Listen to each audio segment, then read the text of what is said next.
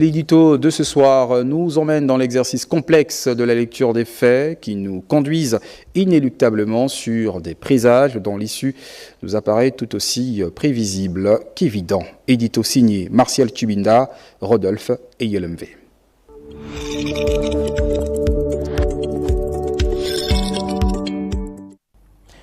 Bonsoir chez vous.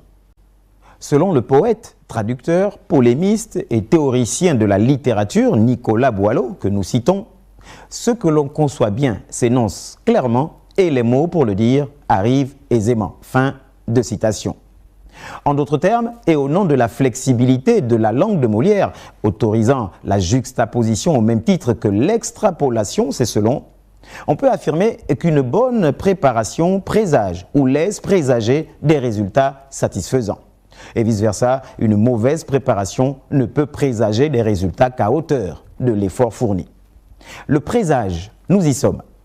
Dans la suite logique des numéros précédents de l'édito, évoquant l'attente ou les attentes post-référendaires, le tout inscrit dans le sillon du couloir du mois de décembre, le mois de toutes les annonces et toutes les résolutions, la notion de présage vaut son pesant d'or, en ce sens qu'elle permet de lire l'avenir. Pas étonnant du coup que le Robert définit le présage non masculin comme étant le signe d'après lequel on pense pouvoir prévoir l'avenir, ce qui annonce un événement à venir, une situation à venir. En termes de synonymes, l'on parle d'annonce, d'avant-goût, d'avertissement, de prélude, de signe avant-coureur ou même de symptômes. C'est tout cela qui fait et détermine les présages sur la base de la lecture pure et simple des faits. On parle de faits, il y en a eu depuis le début de cette transition militaro-civile finalement.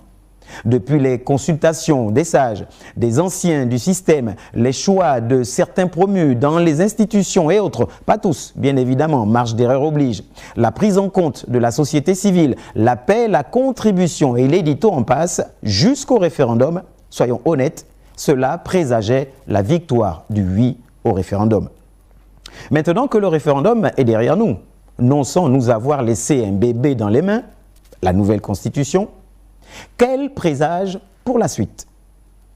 Là encore, les faits et rien que les faits parlent d'eux-mêmes, du moins selon l'édito.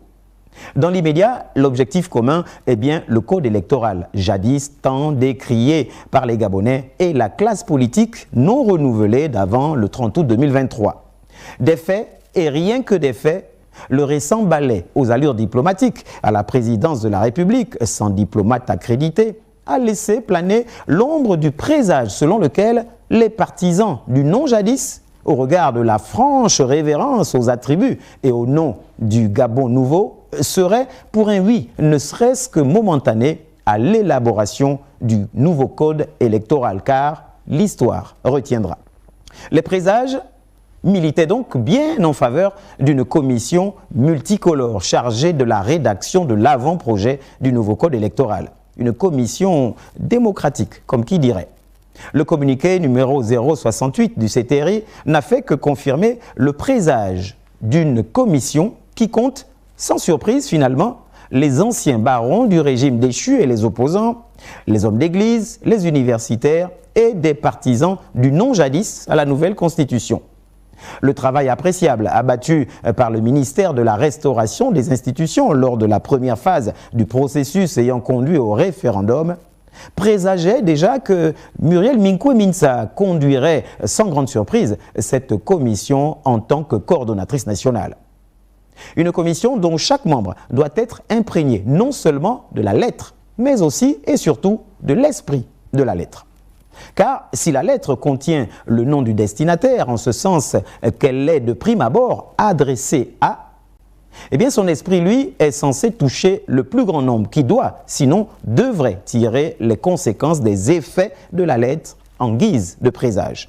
À ce propos, l'édito comprend mal que malgré des signes avant-coureurs qui présageaient depuis plusieurs mois déjà que l'impunité qui a gangréné notre Gabon d'abord des décennies durant n'avait plus place dans la cité et que l'ère de la malgouvernance tend à être révolue, eh bien que malgré tout, certaines habitudes ont la dent dure au point de rejeter d'un revers de main la restauration des mentalités.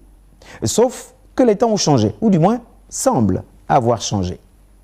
Plusieurs faits, en effet, ont pourtant milité dans ce sens, pour emprunter un jargon propre aux militants de la première heure. L'on a pu noter les cas au Trésor ou même à la SEG, où des problèmes de gouvernance en termes de gestion ont été décriés, la hiérarchie apparaît au plus pressé. Plus de décrets à attendre de peur de laisser aux présumés coupables, eh bien une marge de manœuvre pouvant conduire à une fuite exacerbée de capitaux. En attendant le décret, une décision dûment signée écarte les concernés, toutes affaires cessantes, quels que soient les noms ou la caste d'origine. Des présages qui auraient dû être parlants pour certains responsables, de Guy Boyle notamment, ou de la CNAM-GS, aujourd'hui mis sur la touche, certainement à cause de la subtilité de l'esprit de la lettre, pas encore suffisamment perceptible. Pour l'édito, et si les faits traduisent bien l'esprit perçu en filigrane derrière, les présages, boussole de l'avenir à court et moyen terme, peuvent tout aussi bien augurer un code électoral démocratique, enfin, que des rebondissements tous azimuts pour asseoir et garantir la bonne gouvernance. L'espoir fait vivre. Bonsoir chez vous.